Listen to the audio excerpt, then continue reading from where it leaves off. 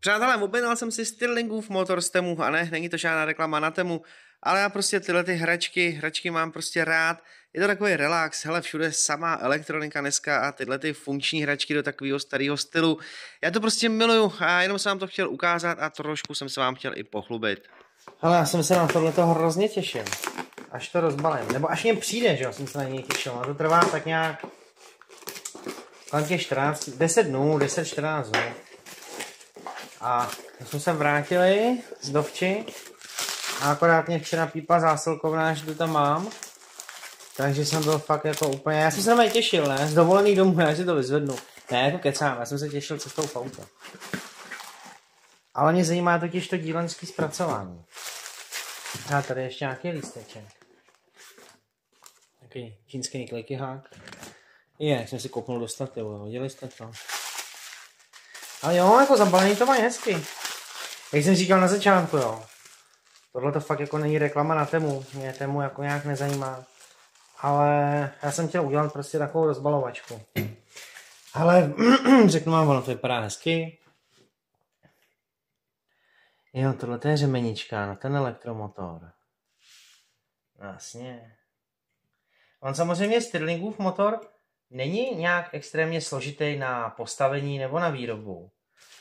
Ale jako upřímně, já bych to za 5 kilo, já bych to prostě nevyrobil za 5 kilo.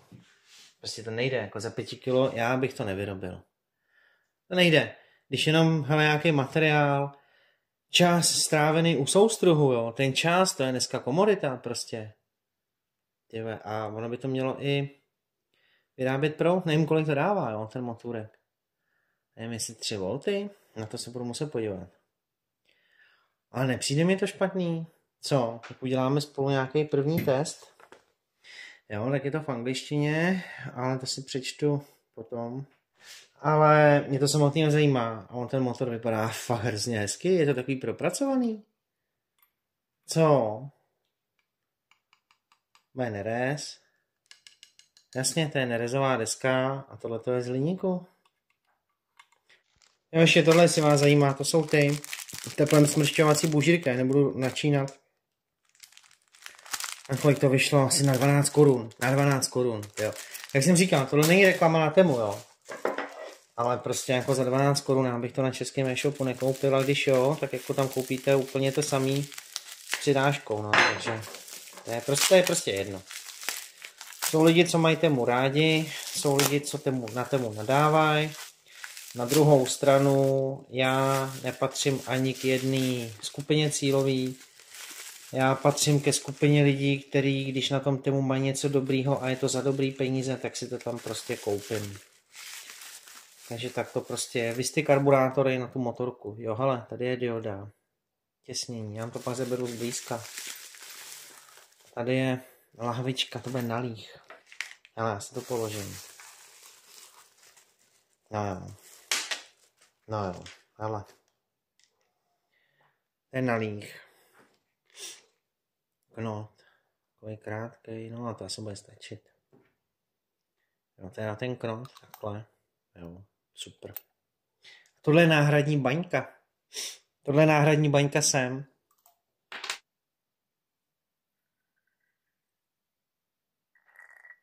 No, to asi musí stačit. Ale tohle je fakt nefalšovaný první start. No, to asi bude vysoký. On ten knot je nic moc, teda nebudu lhát, jo. Ten se jim úplně nepoved.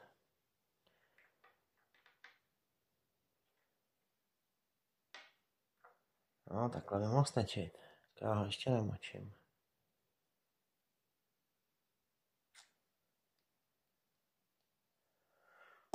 No.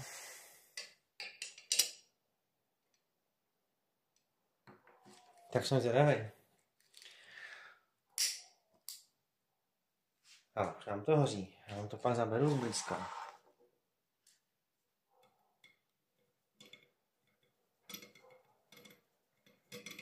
Ne, já tam nebudu dávat jakoby tu řemeničku. A nechám takhle.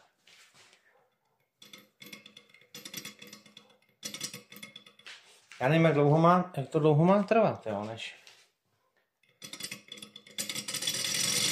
No nekecej. Ale to je pecka.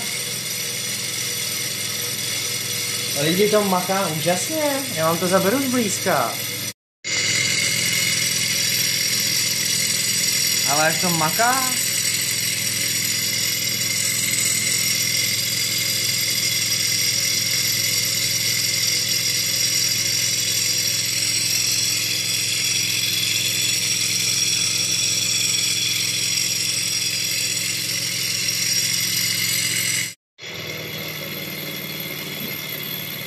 Ale jaký to má ještě dlouhý doběh, jo, bez toho teplého vzduchu vlastně.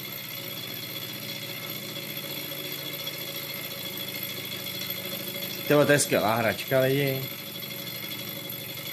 To bylo super, dát to třeba do kouřovodu ke kamnům, ne? Aby si člověk mohl svítit nebo ke kotli zadarmo. Ne, to má fakt dlouhý doběh. To je boží.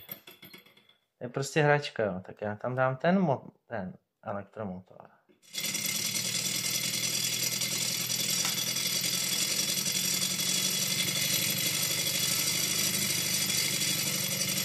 Ha.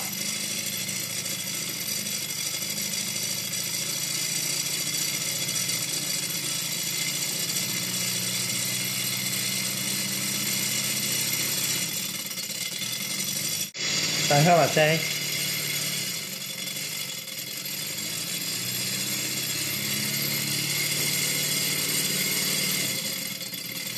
Proč se mi to přibrzdilo?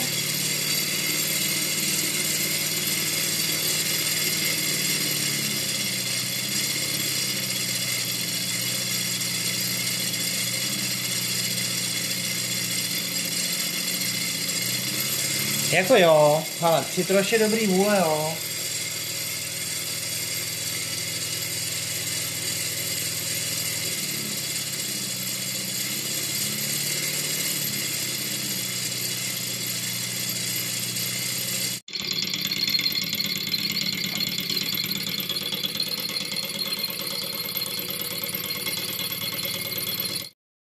No jo, prostě hračka. Tak se ještě zapálíme. Čekej, takhle to uděláme.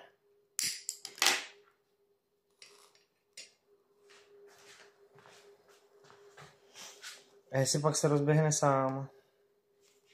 Si měl rozběhnout v této póze, ne?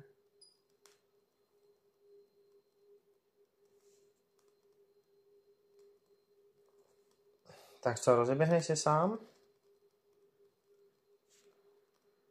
Ne, nechám ho být, počkáme chvilinku. Tohle nerozeběhne. No, ten maká, co?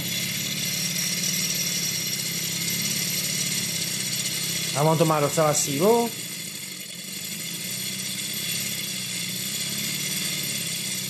Tak se to nezdá, tak ono to má fakt docela sílu.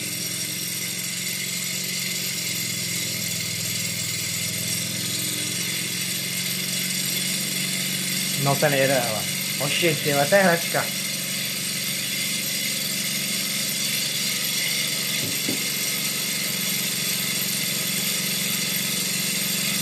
A docela vibruje, vidíte, jak to popojíždí?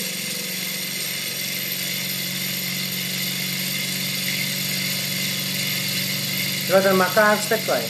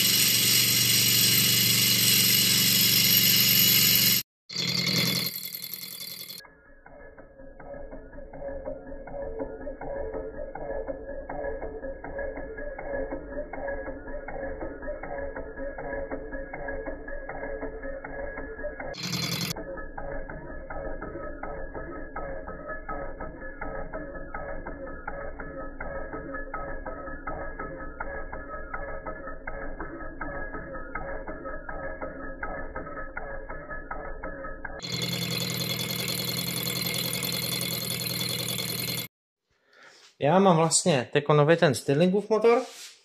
Tady mám parní stroj, ale ten je skvělej. To je fakt propracovaný, jo. To je vymakaný, já jsem o něm točil video. Prostě super věc. A pak mám tenhle ten stroj, jakoby taky parní, ale na tom odpořovacím principu. Ten jsem vám neukazoval. A já to třeba hodím někde na Instagram. Jo, jak to prostě vidíte taky, jak to funguje. Ale to je úplně, to je jednoduchý, ale je to super. Tam nalejete vodu, jo, dáte pod to, nebo takhle. Tady byl takový hořáček pod magnetem. Zapálíte, zatopíte a ono to prostě maká. Ale z toho parního stroje mám radost. Já vám když tak hodím na konci tohoto videa odkaz na to video s tím parním strojem a je tam odkaz na e-shop, odkud ho mám, ale ten je fakt vymakaný, jo. Ten parní stroj, ten je prostě skvělý. A ten Stirlingův motor taky. Ale mám takovýhle hračky rád, já mám takovýhle hračky hrozně moc rád. Tak já si ještě na rozloučení, jak to vidíte, zapálím Stirlingův motor. A já jsem viděl týpka, ale já jsem viděl video z Ameriky a nějaký borec, to jsem docela zíral, jo.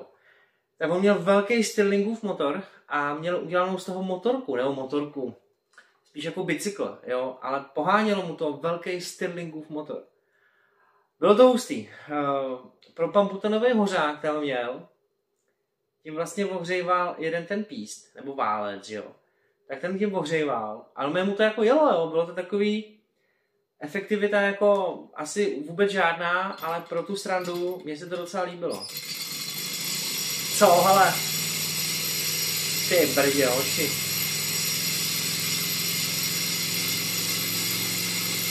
Já jsem mohl zapálit i zatopit i v tom parním stroji, no, že by tady běžely ty motory prostě všechny, no. I tenhle hele, to uděláme třeba příště. Jestli vás to zajímá, tak mi napište do komentáře a já roztopím v kotli, zapálím i tenhle, zapálíme Stirlingův motor a prostě všechno nechám běžet, no. Jo, ale to je super, ale. Za mě je to hračka úplně skvělá.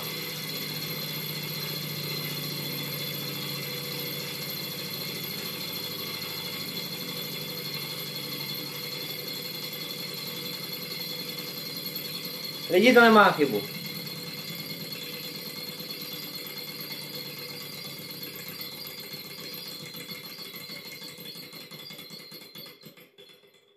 Nazdar. Úžasný. Hele, jenom jsem se vám chtěl pochlubit. Není to žádná reklama placená, ale chtěl jsem vám to ukázat, protože mně se prostě tyhle ty funkční hračky do takového toho starého stylu, mně se to hrozně líbí, jo, protože dneska všude samá elektronika, všechno a to je takový prostě pro radost, jako, fakt je to pro radost, je to hezký. Ale tohle to je takový post-apo, jo, zatopíš, šup, dynamo a svítíš, jako jo, no. Mějte se hezky, děkuju za pozornost, uvidíme se spolu příště, zatím ahoj.